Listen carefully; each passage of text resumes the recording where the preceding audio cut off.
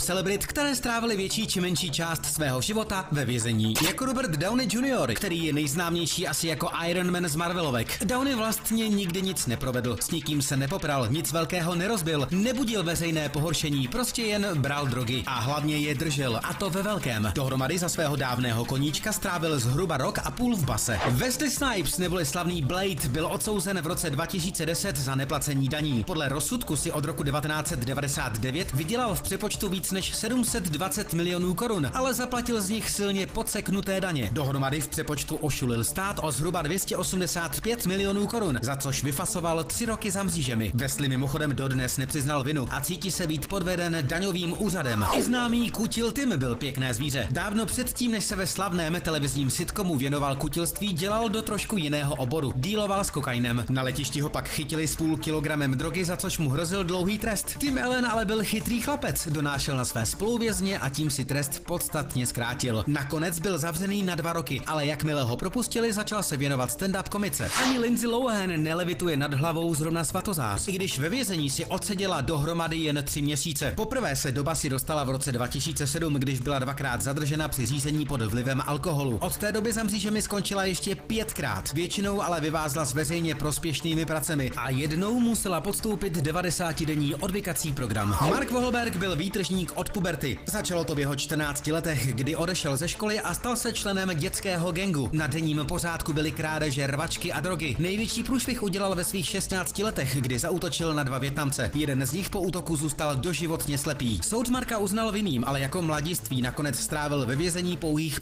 45 dní. Od té doby seká dobrotu. Tak která hvězda je pro vás ta úplně nej?